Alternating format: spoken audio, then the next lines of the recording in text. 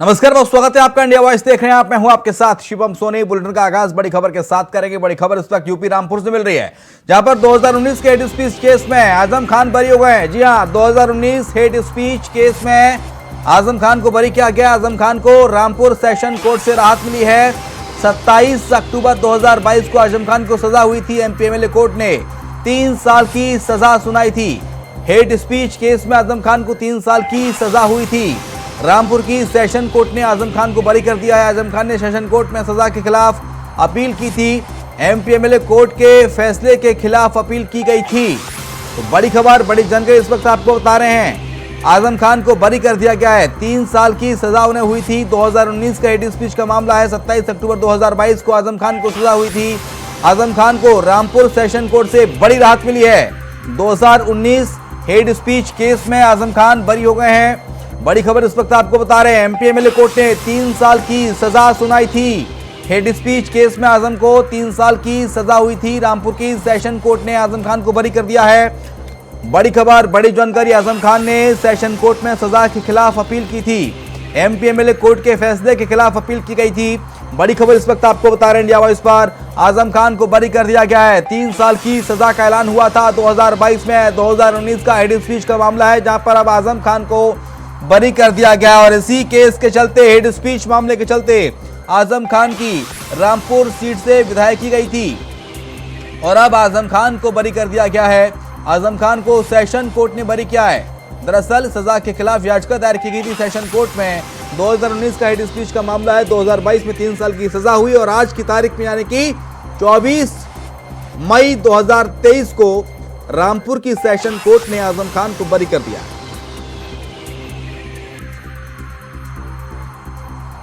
तो रामपुर की session court ने आजम खान को बरी किया है। बड़ी खबर इस वक्त आपको बता रहे हैं। आजम खान ने सेशन कोर्ट में सजा के खिलाफ अपील की थी और अब वो अपील सार्थक होती हुई नजर आई है और आजम खान को बरी किया गया है। 3 साल की सजा का ऐलान हुआ था साल 2022 में आजम खान पर, और लेकिन अब सेशन कोर्ट ने उन्हें बरी कर दिया है।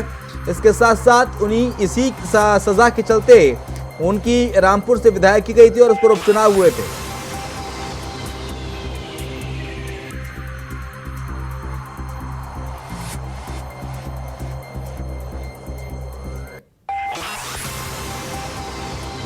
सत्ताईस अक्टूबर 2022 को सेशन कोर्ट ने सजा सुनाई थी आजम खान को और अब आजम खान को बरी कर दिया गया है। बड़ी खबर इस वक्त आपको बता रहे हैं। बड़ी खबर, बड़ी जानकारी। आजम खान को बरी कर दिया गया है।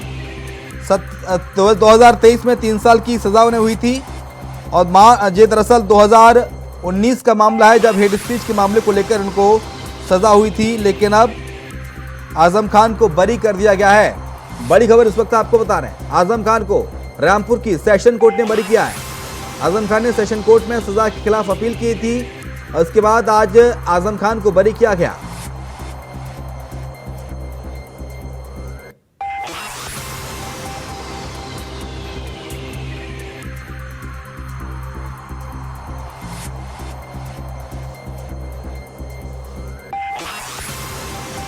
तो रामपुर से बड़ी खबर। 2019 हेट स्पीच केस में आजम खान को बरी कर दिया गया है।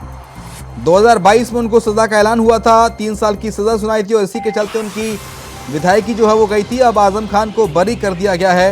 ये बड़ी खबर इस वक्त आपको बता रहे हैं। आजम खान को बरी किया गया है। जिस मामले में रद्द हुई थी विधानसभा की सदस्यता, उसमें कोर्ट ने बरी किया है।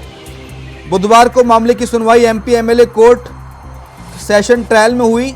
कोर्ट ने दोनों पक्षों की दलील सुनने के बाद आजम खान को नफरती भाषण देने के आरोप से मुक्त कर दिया है। सपा नेता आजम खान को एमपी एमएलए कोर्ट से बड़ी राहत मिली है। कोर्ट ने हेट स्पीच के मामले में आरोप से बरी किया है।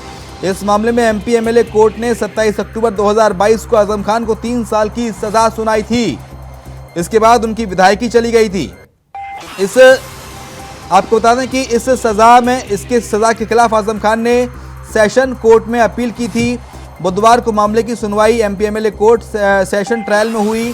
कोर्ट ने दोनों पक्षों की दलील सुनने के बाद आजम खान को नफरती भाषण देने के आरोप से मुक्त कर दिया है।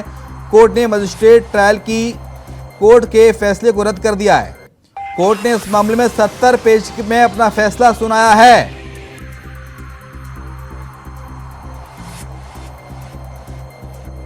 सुनील चौहान ज्यादा जानकारी के लिए हमारे साथ हमारे सहयोगी उस वक्त न्यूज रूम से लाइव जुड़ गए हैं।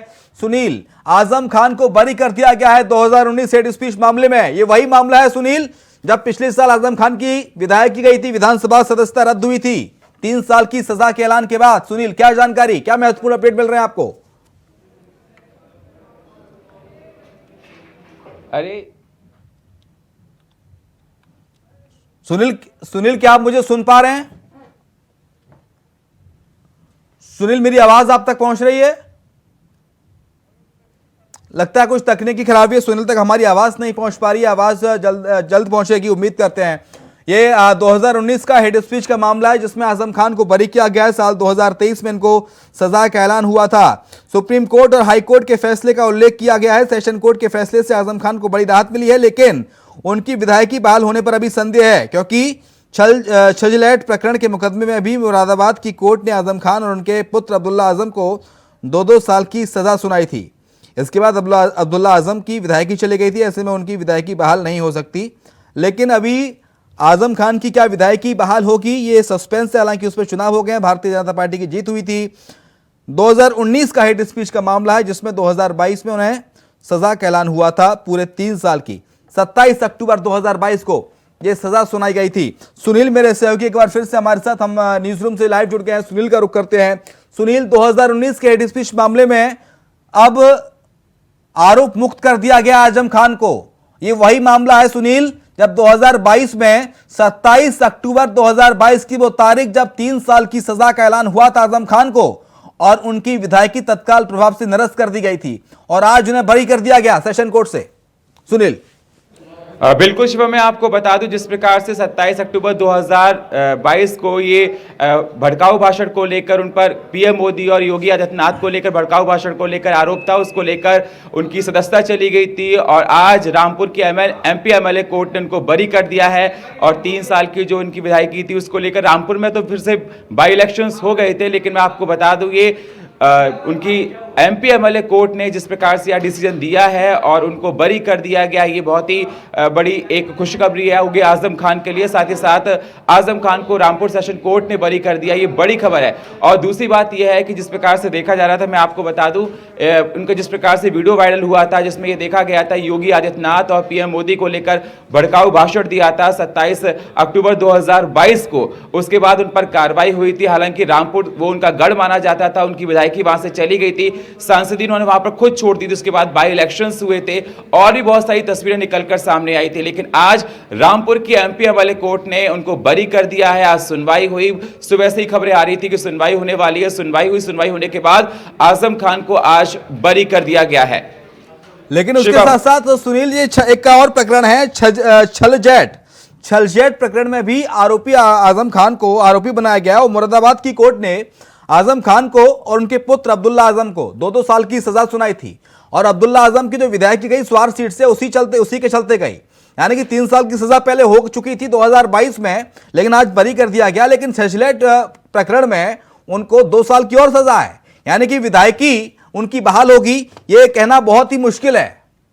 बिल्कुल शिवम, अभी आगे की तस्वीर क्या होगी जिस पर देखा जाएगा, लेकिन मैं आपको बता दूं जो भी फ्रेश अपडेट निकल कर आई है उसमें यह है कि रामपुर की एमपी एमएलए कोर्ट ने उनको बरी कर दिया है। जिस प्रकार से आप बता रहे हैं उनके बेटे अब्दुल्ला पर जो और बातें हैं 2 साल की सजा का है, लेकिन वो बाद में तस्वीर साफ हो पाएगी। लेकिन जो भी खबरें आ रही है, बताया जा रहा है कि एमपी एमएलए कोर्ट ने रामपुर की उनको बरी कर दिया है। ये आजम खान के लिए खुशखबरी है। साथ ही साथ आपको बता दें कि रामपुर जो समाजवादी पार्टी का गढ़ हुआ करता था, बाई इलेक्शंस वहां पर हुए थे और आजम के बेटे वहां से अब्दुल्ला हार गए थे, वहां से बीजेपी की सहयोगी अपना दल की वहां से जीत हुई थी।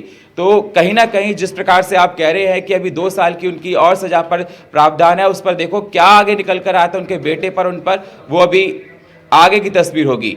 लेकिन सुनील, जो गढ़ था वो गढ़ तो अब ध्वस्त हो गया, ना कोई गढ़ बचा ना कोई किला बचा। बीजेपी ने उसे फतेह कर लिया, लेकिन अब पछतावा होत क्या जब चिड़िया चुग गई खेत। अब चाहे कोर्ट बरी करे या कुछ भी करे, लेकिन विधायकी तो चली गई, बाप बेटे दोनों की। बिल्कुल, विधायकी उनकी चली गई है, लेकिन सांसदी उन्होंने खुद छोड़ी थी। लेकिन अब क्या होगा ये आगे जब और अपडेट होगा उसके बाद पता पड़ेगा, जिस प्रकार से देखा। लेकिन अभी जो फिलहाल का है, रामपुर की एमपी एमएलए कोर्ट ने उनको 3 साल के लिए बरी कर दिया। आपको बता दें, मैं पहले ही बता चुका हूं कि पीएम मोदी और योगी को लेकर भड़काऊ भाषण दिया था, स्पीच दी थी, और ये वीडियो सोशल मीडिया पर काफी वायरल हुआ था। उन पर तमाम मुकदमे दर्ज हुए थे, एफआईआर दर्ज हुई थी। संज्ञान में लेते हुए प्रशासन ने तुरंत कार्रवाई इस पर की थी, और सांसदी आजम खान ने खुद छोड़ी थी और विधायकी उनकी गई थी। तो अब आगे क्या कुछ निकल कर आता है, 2 साल की सजा का प्रावधान और आप बता रहे हैं जिस प्रकार से, ये तो अब देखने वाली बात होगी शिवम। लेकिन क्या कुछ प्रतिक्रियाएं, रिएक्शन क्या कुछ सामने आ पा रहे हैं? समाजवादी पार्टी में तो मानो एकदम खुशी की लहर होगी, जश्न की लहर होगी, क्योंकि उनकी एक बड़ी जीत इसे कही जा रही है। और बैठे बैठे समाजवादी पार्टी को देखो मुद्दा भी मिल गया। सुनील, समाजवादी पार्टी को मुद्दा मिल गया बीजेपी के खिलाफ। देखिए किस तरह से समाजवादी पार्टी के नेताओं को, विपक्ष के नेताओं को टारगेट करके बीजेपी के राज में फंसाया जा रहा था, और कोर्ट से उन्हें न्याय मिला है। बिल्कुल शिवम, कहा जाए ये समाजवादी पार्टी के लिए बहुत ही खुशी की बात है। और अब देखा जाए कि आजम खान को एक जान सी और उनके अंदर आ गई होगी। जिस प्रकार से लगातार वो बीजेपी पर तमाम आरोप लगाते, उनका हमेशा यही कहना रहता है पार्टियों का, विपक्ष का, कि बीजेपी अपने हिसाब से काम करती है, चाहे वो कोई एजेंसी हो, लॉ एंड ऑर्डर, सारे उनके हिसाब से काम करते हैं। लेकिन जिस प्रकार से आज एमपी एमएलए कोर्ट ने रामपुर ने फैसला सुनाया है, तो समाजवादी पार्टी के लिए खुशी की बात है, साथ ही साथ आजम खान के लिए खुशी की बात है। और वो आज खुशी उनके लिए, पूरी पार्टी के लिए होगी, और आने वाले चुनाव में अब उनकी और ताकत बढ़ जाएगी। लोकसभा चुनाव 2024 में है, और इस बात का मुद्दा भी रख पाएंगे कि कोर्ट से हमको बरी किया गया था, हमको जबरदस्ती डाला गया था एमपी एमएलए कोर्ट्स में, तो उनको एक और मुद्दा मिल गया है आगे अपनी बात रखने का समाजवादी पार्टी को। शिवम, लेकिन सुनील, क्या लगता है कि जो गढ़ कहा जाता था, तथाकथित गढ़ समाजवादी पार्टी का, आजम खान का, अब्दुल्ला आजम का, वो गढ़ तो अब गढ़ नहीं रहा, वो गढ़ तो अब बीजेपी का बसेरा हो गया है। तो क्या आने वाले 2024 के लोकसभा चुनाव में क्या ये कह पाना संभव हो पाएगा? क्या ये देख पाना मुमकिन होगा कि गढ़ बरकरार रहे, गढ़ दोबारा से वापस लाया जाए, इस मुद्दे को भुना के? जो मुद्दा मिल गया है समाजवादी पार्टी को बीजेपी के खिलाफ, कि देखिए कि हमें दुष्प्रचार करके झूठे मुकदमों में हमें फंसाया जाता है। बिल्कुल शिवम, मैं कहना चाहूँ ये मुद्दा समाजवादी पार्टी के लिए बहुत अहम होगा, और इस मुद्दे को लेकर वो जगह जगह जब चुनाव प्रचार करेंगे इस बात को रखेंगे। और अगर गढ़ की बात की जाए तो निकाय चुनाव में देखा गया था कि वो 40-40 साल पुराने गढ़ थे, चाहे वो मेरठ हो, चाहे वो देखा जाए रामपुर से, जहाँ से आजम खान के बेटे थे, वहाँ पर भी जो 40 साल पुराने गढ़ थे वो उनके छिन गए थे। तो कहीं ना कहीं समाजवादी पार्टी के लिए बहुत सारे सवाल तो खड़े हुए थे, उनके जनाधार पर सवाल खड़े हुए थे। उन अखिलेश यादव इस बात पर मंथन भी कर रहे थे कि खोया हुआ जनाधार किस प्रकार से वापस लाया जाएगा। लेकिन इस प्रकार का जो डिसीजन आया है आजम खान को लेकर एमपी एमएलए कोर्ट ने, ये आने वाले चुनाव में समाजवादी पार्टी हर मंच पर इसको भुनाएगी और इसके आधार पर वोट मांगेगी। तो विपक्ष को और मजबूती प्रदान करेगा इस सेशन कोर्ट का फैसला। बहुत शुक्रिया सुनील आपका। के बाद आपका स्वागत है। इस वक्त की बड़ी खबर आपको बता दें, भोपाल से मिल रही है। बीजेपी नेताओं की खींचतान सामने आई है। जी हां, मध्य प्रदेश में बीजेपी नेताओं की आपसी खींचतान सामने आई है। शिवराज के मंत्रियों की आपस में ठन गई। मंत्रियों ने सामूहिक इस्तीफे की धमकी दे डाली। मुख्यमंत्री से प्रदेश के नगरीय विकास मंत्री की शिकायत की गई। भूपेंद्र सिंह की सभी मंत्रियों ने शिकायत की है। विधानसभा चुनाव से पहले मध्य प्रदेश के पहले बीजेपी नेताओं की आपसी खींचतान सामने आई है। मंगलवार को कैबिनेट बैठक के बाद प्रदेश के पीडब्ल्यूडी मंत्री गोपाल भार्गव, राजस्व मंत्री गोविंद सिंह राजपूत ने विधायक शैलेंद्र जैन, विधायक प्रदीप आर्या और सागर जिलाध्यक्ष गौरव सरोटिया के साथ मुख्यमंत्री शिवराज सिंह चौहान से मुलाकात की। और इस मुलाकात में इन लोगों ने मुख्यमंत्री से प्रदेश में नगरीय विकास मंत्री भूपेंद्र सिंह की शिकायत की है। इन लोगों का कहना था कि भूपेंद्र सिंह ऐसे लोगों को प्रेशर दे रहे हैं जो उनके विरोधी हैं।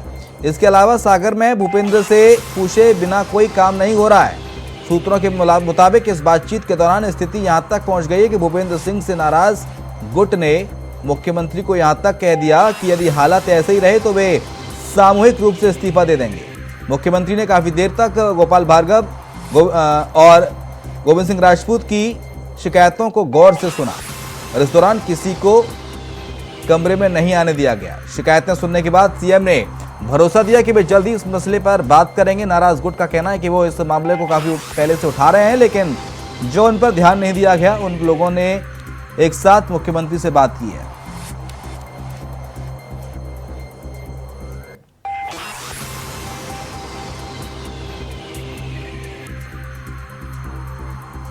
प्रशांत श्रीवास्तव ज्यादा जानकारी के लिए हमारे साथ हमारे सहयोगी इस वक्त भोपाल से लाइव जुड़ गए हैं। प्रशांत, दरअसल पूरा मामला क्या है? ये गोविंद सिंह के खिलाफ तमाम सारे नेता, मंत्री, विधायक एकजुट होकर क्यों पहुंच गए शिवराज सिंह चौहान के दफ्तर में शिकायत करने के लिए उनसे? देखिए सुनील जी, ये मामला कल का है और ये पूरे वर्चस्व की लड़ाई है बुंदेलखंड क्षेत्र में, जहाँ से 3-4 मंत्री हैं। गोपाल भार्गव हैं, पीडब्ल्यूडी मिनिस्टर हैं, वहां से गोविंद राजपूत हैं, परिवहन मंत्री हैं, और भूपेंद्र सिंह जो है नगरीय प्रशासन मंत्री हैं, और इनका काफी अच्छा फोर्स है सागर संभाग में पूरा। ये पूरी तरह से वर्चस्व की लड़ाई है। इनके लोगों को वहाँ काम नहीं करने दिया जा रहा है। बाकी और मंत्री के जो लोग हैं, अनुयायी, उनके समर्थक हैं, उनका किसी भी तरह का कोई काम नहीं हो रहा है। तो इस खींचतान को लेके ये बड़ा एक मामला सामने आया और इस तरह की खींचतान में सीएम साहब से उन्होंने स्पष्ट रूप से कहा कि यदि इनको समझाया नहीं गया और हमारे लोगों को काम नहीं दिया गया तो हम सामूहिक स्तर पर दे देंगे। जी सुनील। प्रशांत, मामला एक खबर ये भी थी कि मुख्यमंत्री आवास पर आज कुछ मंत्रियों के साथ बैठक भी होने वाली थी। क्या बैठक हो पाई है? जी, सीएम हाउस में बैठक थी। अभी मुलाकात का दौर चल रहा है। कुछ लोग मिले हैं उनसे जाके और उन्होंने आश्वासन दिया है इस बात का कि हम उनसे बात करेंगे और उनको समझाएंगे कि सब लोग मिलजुल कर संगठनात्मक रूप से काम करें। जब हमने इस संबंध में गोपाल भार्गव जी से बात करनी चाहिए तो उन्होंने स्पष्ट रूप से अभी मना कर दिया। कैमरे के सामने भूपेंद्र कहने से मना कर दिया। प्रशांत, भूपेंद्र सिंह, गोविंद सिंह राजपूत और गोपाल भार्गव, तीनों का क्षेत्र एक ही है। सब सागर संभाग से ही आते हैं, तीनों के तीनों मंत्री। तो ऐसे में वर्चस्व की लड़ाई किस बात को लेकर है? भूपेंद्र सिंह से गोपाल भार्गव की और गोविंद सिंह राजपूत की नाराजगी आखिरकार क्यों है? देखिए, इसमें एक बात अलग है कि गोविंद राजपूत हैं जो कांग्रेस से सिंधिया समर्थक के रूप में हैं। हाँ। और गोपाल भार्गव जो है गढ़ाकोटा से विधायक हैं। वो लगभग 8 वर्ष से लगातार जीत रहे, काफी वरिष्ठ नेता माने जाते हैं। हाँ। तो चूंकि ज्यादा डिफरेंस नहीं है संभाग में, 7-8 किलोमीटर, 10 किलोमीटर, 15 किलोमीटर का डिफरेंस है। वहीं से सारे मंत्री हैं, तीनों मंत्री हैं। और इसमें भूपेंद्र सिंह नाराजगी गोविंद सिंह राजपूत को लेकर है, भूपेंद्र सिंह को लेकर है? भूपेंद्र सिंह जी को नाराजगी है लेके लेकिन गोपाल भार्गव तो पहले से बीजेपी में थे। गोविंद सिंह राजपूत बागी हुए थे सिंधिया के साथ, फिर दोबारा बीजेपी में आए। तो इसमें भूपेंद्र सिंह से खिलाफत क्यों है? भूपेंद्र सिंह से खिलाफत इसलिए है क्योंकि संभाग एक ही है और जो कार्यकर्ता है, समर्थक है, वो कहीं ना कहीं सागर संभाग में लेके वर्चस्व की लड़ाई रहती है कि उनके समर्थक काम कहाँ पर करेंगे, कौन काम देखेगा। तो क्योंकि क्षेत्र एक ही है और काम लिमिटेड है तो उस बात को लेकर रहता है। और दूसरा, जो भूपेंद्र सिंह के समर्थक हैं वो इस बात पर जोर दे रहे थे कि इनको प्रदेश अध्यक्ष बनाया जाए। अभी बदलाव का जो दौर चल रहा था उसमें उनके समर्थक काफी रूप से संगठनात्मक तौर पे बात कर रहे थे कि भूपेंद्र सिंह को प्रदेश अध्यक्ष बनाया जाए। उस बात को लेकर काफी खींचतान हो रही थी। इसलिए एक गुट ये धड़ अलग होके और सीएम साहब से ने शिकायत की कि इनको समझाया जाए, नहीं तो हम लोग सामूहिक इस्तीफा देने के लिए तैयार होंगे। ठीक है, सामूहिक इस्तीफा देने की बात यहां पर सामने आई है, लेकिन प्रदेश अध्यक्ष तो वीडी शर्मा फिलहाल है मध्य प्रदेश बीजेपी के।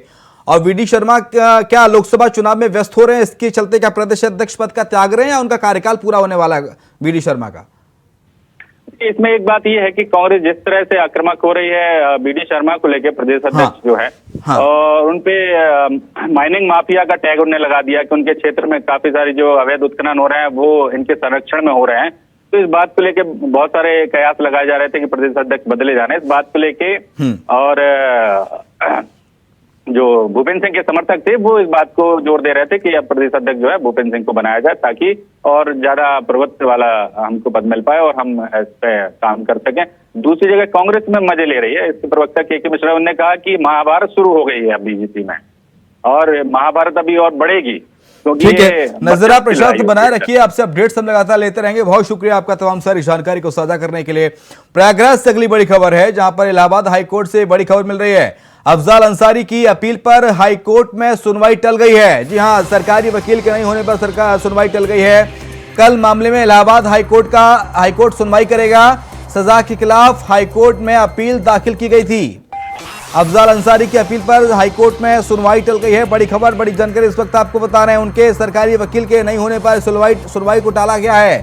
कल इलाहाबाद हाईकोर्ट फिर इस पूरे मामले में सुनवाई करेगा। अफजाल अंसारी के वकील के नहीं होने पर कल इलाहाबाद हाईकोर्ट में सुनवाई होगी फिर से। आज दरअसल सुनवाई होनी थी लेकिन उनके सरकारी वकील कोर्ट परिसर में मौजूद नहीं थे। सजा के खिलाफ हाईकोर्ट में अपील दाखिल की गई थी अफजाल अंसारी ने।